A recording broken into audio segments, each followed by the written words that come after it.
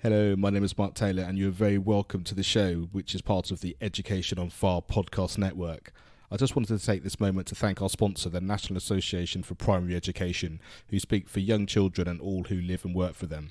This can include parents, teachers, governors, and all those interested in primary education. NAPE, which is a non-political charity, works tirelessly to support teachers in the classroom and leads the primary umbrella group of 30 primary subject associations and unions, and gives teachers and schools a voice at governmental level at consultation meetings with ministers for schools. If you'd like your voice to be heard and to find out more information, please visit their website at nape.org.uk. That's nape.org.uk. Hello and welcome to the Education on Fire podcast. The place where we share creative and inspiring learning in our schools.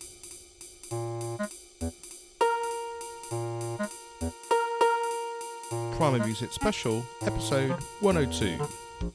Hello, welcome back to the Education on Fire podcast with me, Mark Taylor, and this are Primary Music on Fire specials, combining our Primary Music on Fire membership site and all the great content and things we have in there that we're sharing with you, and also linking that into some of the seasons that we've been doing, especially our English season in literacy, which we did relatively recently. And today I'm delighted to be joined by Glenn Carter, who's from History Rocks.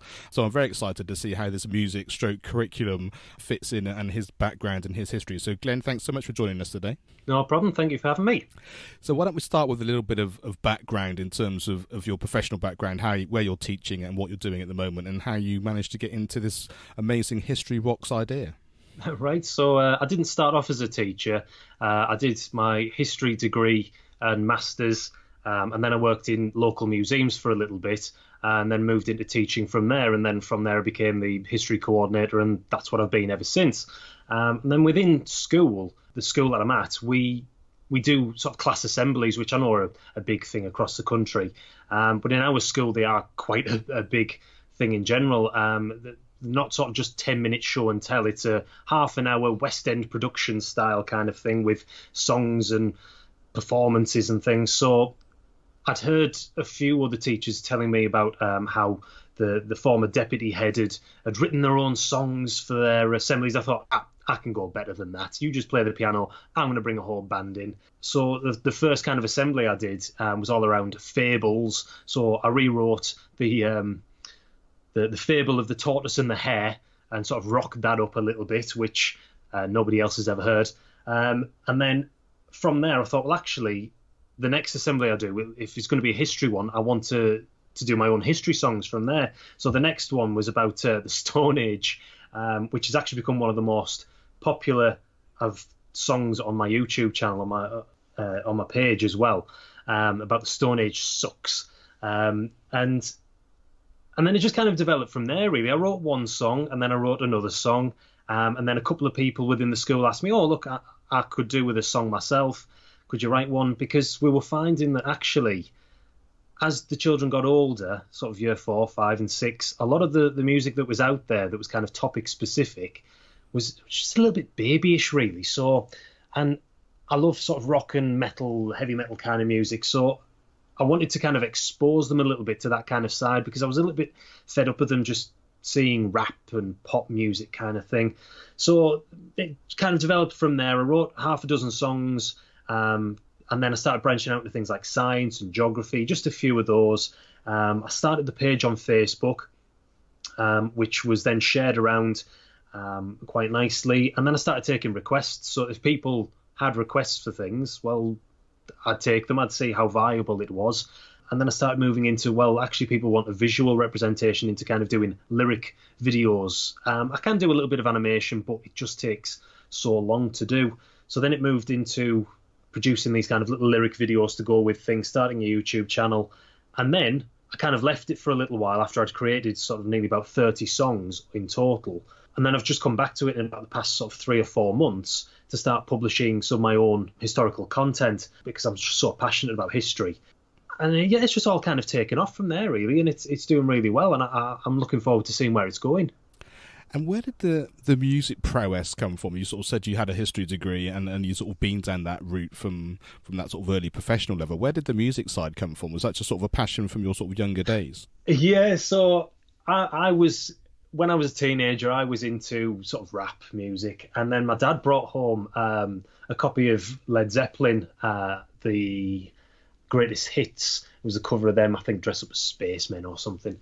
And I remember he played Dazed and Confused, and I was listening to the crazy violin bow section in the middle, where it just sounds like noise. And at the time, I was going, "What on earth is this, Dad? What are you doing?" And then it kicked in with a solo, and I was absolutely blown away by it. And I was like, "Right, I need to hear more." So then he put on Black Dog. I was like, "Right, that's amazing. I need to hear that." And then he brought home Black Sabbath as well, and I was completely hooked with that. From there, I knew I wanted to play the guitar, so I started learning. I was about 14 at the time.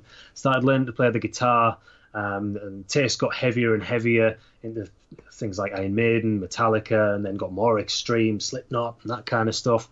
And then I started playing, and I remember my first teaching practice. I'd only been in the classroom a few weeks, literally thrown into the classroom, and I was told, right, you're going to do a maths starter. That's all I had to do. I was just learning on the job, and I thought, right, I'm going to do it. My parents had bought me an acoustic guitar. I just had electrics. Bought me an acoustic guitar and said, right, this is for your teaching career. And I've still got it now. I still haven't actually changed the strings on it from all those years ago, and that needs doing. And I wrote a song about area and perimeter, which actually I've never used again, which I need to do. I need to bust that out, really. And it was the first thing I ever did in a lesson, was sing a song about area and perimeter. I still remember some of it now, area, perimeter. And it was really terrible, but the kids loved it. And from there, I thought, right, this is what I need to do. I need to bring this in. And then sort of in my personal life, I started getting into bands and recording bits and bobs, nothing major, just local, but it kind of all stemmed from there. And then I got into sort of a lot of home recording, recording all the guitars, drums and things, started doing a bit of singing. And yeah, it kind of just took off from there, really. It's probably quite hard to tell maybe from where you are, because you are the teacher, they are your passions, they are the things that you do. But I would imagine from a pupil's point of view, it just opens up a whole world of my teacher does this, and this is their background, and this is what they like to do. Despite the educational elements or the sort of the stuff that we can discuss from a sort of a technical point of view, just the fact that it's kind of, wow, my teacher does that's a completely different ballgame, a completely different conversation starter, really. Oh yeah, totally. Like one of the first things that when I get a new class, one of the first things they ask me when I say, right, has anybody got any question for me, is, do you have a YouTube channel? I go, yes, I've got 3 YouTube channels. I've got one just starting off as me, G Carter, which one of my videos on there, Animals of the Stone Age, which again I made just purely for school, but I thought I'd put it up there to share. That's got over 1 million views on it. So I've got over about 1,000 subscribers on that one channel, which, to be honest, I don't really post a lot onto that one. But then I've got my History Rocks channel, I've got my Life Lessons with Mr. C channel as well. And yeah, the fact that we're growing up with a YouTube generation, that hooks them instantly. They're there thinking, oh, right, well, I can go and watch my teacher, I can go and listen to my teacher on YouTube, and then they go and share it with the parents and what have you, and the friends. And yeah, you're right, it becomes a bit of a talking point for them, and my teacher actually does what I want to do as well. And it helps with that kind of home learning, because I can say to them, right, go and listen to this song. We've got this coming up for assembly. This is where you can hear it. Go and listen to it there. I'm sort of thinking about how those conversations go, but like I say, you are a YouTuber. Like I said, there's so many kids who want to be YouTube star and famous and all that kind of thing. And for them to be exposed to the things that they actually have to learn as well, that's the great tie-in, isn't it? It's the fact that it's not doing it for the sake of it. It really is kind of, but we're studying this, and I've got something relevant and something which you're going to enjoy that's too. It. And something that I try to get into them as well is that you can't just film yourself, because part of my kind of role that I've taken on myself within school is because I'm currently a year 5 teacher, and obviously they're getting to that age where they're starting to want to publish themselves on YouTube and all these various social media outlets, is that I try and find their channels and check them, and then bring it back into the classroom and say to them, right, do you realise that you've done this? You've put your name out there. You've done a video in the inside of your house with a picture of your brother on the background, so I can start to work out all these details. And I kind of try and tie it in from an e-safety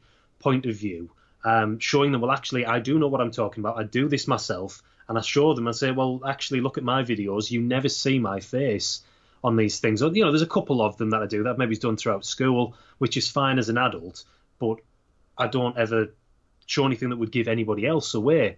But then what I also do as well as part of kind of the music curriculum is, because I've got that knowledge in kind of editing music and putting it together, is I'll show them how modern music is actually made. I'll show them recordings that I've done with my kind of history rock songs, particularly something like the Egyptian one about the mummies, because on that one I did a lot of overdubs on that, a lot of different tracks with vocals, getting different layers and different harmonies and things. And I'll show them the different layers, so that they actually get an understanding, because a lot of children don't understand how music is actually made. They think it's just somebody goes in, they do a quick take, and then that's it, it's produced, and they don't realise all the editing that goes in there.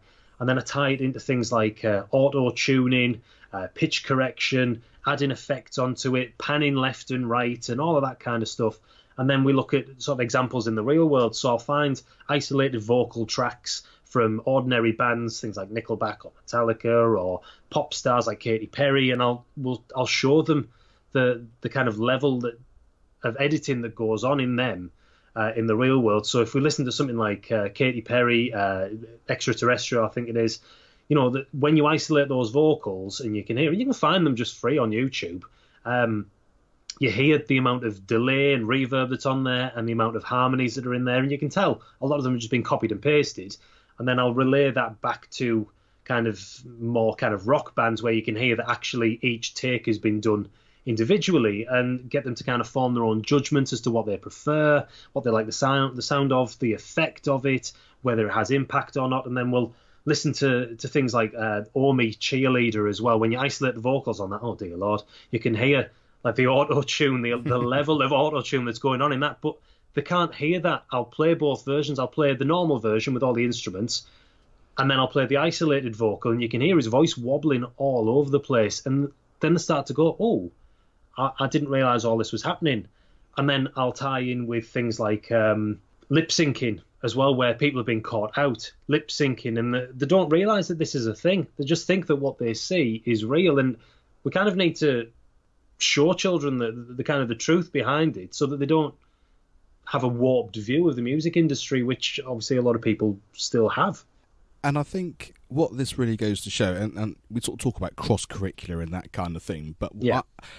I think in reality it's just about teaching live, which is relevant to the children, isn't it? You know, it's that kind of from just having that sense. You know, history rock sounds like it's going to be some songs related sort of in rock music based on history, and yet we've spent the last 10 minutes talking about, you know, music production, editing, you know, as well as the history side in terms of getting the kids involved in e-safety, and I think when you sort of suddenly understand that actually it's about the breadth of it, not just in terms of cross-curricular in an educational point of view, but in a real life point of view, then I think it becomes more accessible. I mean, certainly from my point of view anyway, it starts to feel like it's relevant in so many factors on a day-to-day basis.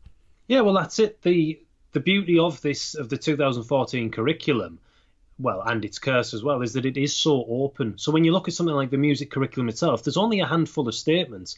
And to be honest, they're not very specific. It says to learn about and appreciate a wide range of music. That's a statement, you know. But within that, you can do whatever it is that you want. So that's where I've gone with this kind of music production side, is not just listening to music and going, right, Mozart, great artist, great composer, there you go, appreciate it, please, is making it more relevant to the children and bringing it into the 21st century and showing them, well, actually, look, this is real life. This is how the big boys do it. You know, your favourite artists, this is what happens. And again, with things like the history curriculum, with it being sort of fairly open, you can do what you want with it. So I can bring my songs into it. And quite often what I'll do is, if it's appropriate, is we'll listen to the song. I'll put the lyrics in front of the children. And because I've done like a lot of research around the songs themselves and the lyrical content, then actually it is relevant. It's not just a throwaway catchy song just for an assembly. It actually does have relevance to the topic. And we'll sit and look at the lyrics, we'll break them down, Then the children generally go off and learn the song themselves. I don't tell them to, but because I'm the teacher and they think it's cool, then quite often if I put it on, they'll just start singing along with it, which is fantastic. But then I know myself, because obviously I've made the songs, I've produced the songs, I've written the lyrics and things. If there's something I want to know, I'll play the song back in my head, and I'll think about the lyrics that I've been singing, that I've been listening to, and then hopefully the children themselves will do that. So I'm trying to kind of build on their knowledge of everything, really.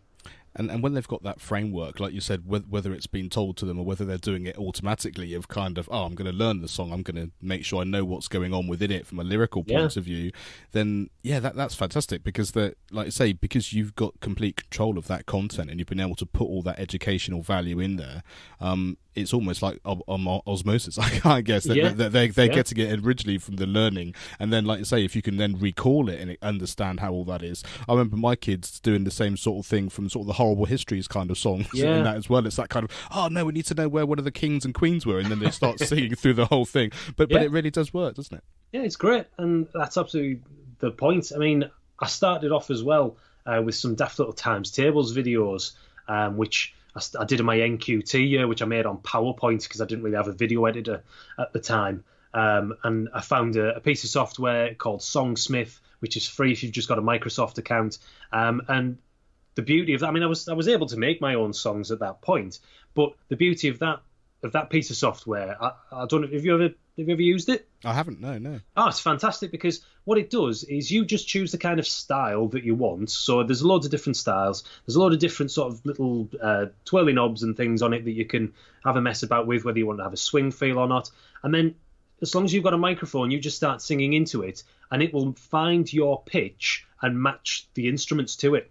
So you don't actually have to play any instruments. You just start singing, and it will change the key, the pitch, to match your voice. So that was really easy. I just sang through them. But I did that because I found that on things like YouTube, which obviously was a little while ago, it's obviously exploded a lot since that time, was that a lot of the songs weren't keeping a rhythm. They didn't have that, and that's obviously what makes us remember songs and music, is that kind of that rhythm, that repeat. So I thought, well, actually, I'm going to start putting a rhythm to these times table songs, so that it isn't just 1 times 1 is 1, 2 times 2 is 4. It actually fit together. And I still use them now, even though they're not the greatest of quality. The microphone wasn't very good. It was a about £3 USB microphone. It wasn't great, but I still use them now, and the kids still love them, and they can still sing those songs back to me. And it's about tapping into that, the different methods that we can use to get the children to learn. Yeah, that's absolutely brilliant. And we'll make sure that we've got links to all these things on the show notes. So if you go to educationonfire.com/Glenn Carter, then we'll make sure that all those things are on there, so you can explore those in your own time as well. So let's just take it back to the actual history side of it. Per se at the moment. So what sort of songs and breadth and what sort of topics have you covered on your site so far? Oh, wow. So it started off with pretty much whatever I was doing in class. So I started off looking at Stone Age. So I've got a couple of songs about the Stone Age on there. One about sort of generally Stone Age being pretty awful time if you were there. One about inventions that people came up with, and then one which was more local about sort of cave paintings and things. But then as I started to move on, I hated seeing when teachers were recycling the same assemblies over and over again. So I thought, well, actually, I want to do different ones. So then I'd move on to slightly different things. So I did one about science and light and that kind of stuff. But then when I got into year 5, we sort of looked at the Greeks and the Vikings and Anglo-Saxons. So I made another couple of songs about Zeus and the gods. I made one about the Spartans, covered the Anglo-Saxons generally, about being an Anglo-Saxon, Vikings. I had a couple of children last year who were really good. I mean, this was back end of year 5, really good rappers. So I thought, right, well, I'll play to your strengths. It's not what I would normally do, but I used GarageBand and put a couple of samples together and did like a stupid Viking boast battle rap kind of thing. But the kids took charge of that, and it was absolutely phenomenal. Seeing their performance, seeing them doing it was absolutely great. But again, it was tapping into their interest, not just mine. But I've covered things like kings and queens. We've looked at some Scottish history because I had a request to do that from someone off the Scottish primary teachers Facebook group, looked at mummies, Romans, Mayans, most of the topics that you'll find within the curriculum, within the history kind of curriculum, I've covered, just to try and hit as many people as I could. I even tried to sort of get into the American market, and I did about the American Revolution, but to be honest, that was just going to take too much time, and I didn't really have anybody that I could liaise with on the American curriculum, and it seems quite bitty, to be honest, that it's not where we have sort of in the UK a national curriculum. They seem to have more of a state curriculum, which could change and vary, and I thought, that's going to get too complicated. So I did that one and then took a step back from it. And like you said, with your busy life in terms of still teaching in a school for 5 days a week with History Rocks, and you mentioned before about CPD. Just tell us a little bit about that sort of aspect of your life as well. Yeah, so last year I got in touch with Lee Brothwell from Historic Workshops, and I booked him to come in. And at that point, I wasn't really massively involved with anything sort of teacher-esque education side of things on Facebook. But I got in touch with him, and he came and he did a workshop in our school, and it was absolutely fantastic. And me and him really hit it off with our love for history and our passion for it. And then he said, right, well, I own the primary teachers Facebook group, so do you want to be involved with that? And I said, oh, definitely, yeah, of course I do. So I kind of got involved with that, and then from there, I've started to build connections with other people, and now I'm starting to do a lot more work with companies outside of this, trying to promote different companies and different products and things. And then a couple of months ago, getting involved back again with the History Rock side of things and creating my own materials. I put myself forward for the Historical Association Primary Committee, which I've now joined, which is fantastic. And then alongside that with Lee, delivering my own history CPD for teachers. And I offer that kind of locally and nationally as well through things like Skype, so that I can try and target as many people as I can. And obviously with the new Ofsted framework coming out, then curriculum's a big focus for people, and making sure that all those topics, geography, science, RE, art, they're all being hit. So it's kind of taken off a little bit in the minute, but it does put a strain on you when I am a full-time teacher, and then trying to mix in all those other things with a family as well. It's tough, but the reward's amazing. And I think once you get into that circle of enthusiasm, like you say, it's sort of, you're right, you get sort of time poor quite quickly, but because you're doing it in your way, you're not bogged down in the curriculum, you're excited and expanding through the curriculum, through the music and the assemblies, and then being able to share that in the CPD. And I just think all that sort of ripple effect from that initial excitement that you can bring, I think is so inspiring hopefully for people listening, and in terms of them being able to see how other people are doing it in a different way. And I just think, I mean, from a musical point of view, as a musician myself, that kind of what's the music I need to do in the national curriculum with a sheet of paper in front of you is a very different prospect to, right, we're going to listen to Katy Perry and see how all that builds up and all that sort of thing. And yes, it's a million miles away. And I think sharing those ideas is just fantastic. Yeah, I mean, when I look at some of the teachers within my own school who sort of do music, yeah, of course, that's all got a place in there. It has to be. The children have to learn music, they have to learn the instruments and stuff. But unfortunately, there isn't that knowledge out there of music production. There are very few people who are teachers who have that knowledge of it, who've maybe played in bands and who are willing to share it. And I think if you have got that knowledge or some aspect of music that you can bring to the table, even if it's just playing your instrument, to the children, whatever instrument it is, do it. Get it out there, show the children, because actually that one moment could spark someone. It could change them and get them excited for it. I've had a number of children where I've played guitar in the classroom, and they've come up to me and then told me, right, I want to learn to play guitar because I've seen you do, and you think, wow, that's an amazing moment. And if you can show them things like music production, they might look at it and go, wow, I love that. That's amazing. I do something similar at home. And something else I do as well is I show them how you can make music without actually being musical. So using my sort of Promethean Active panel, I can sort of load apps onto it, Android-based apps. And I use things like a music studio that's on there, or things like Acoustic that are on there, which you can, you put in the sounds that you want. You don't have to be musical to do it.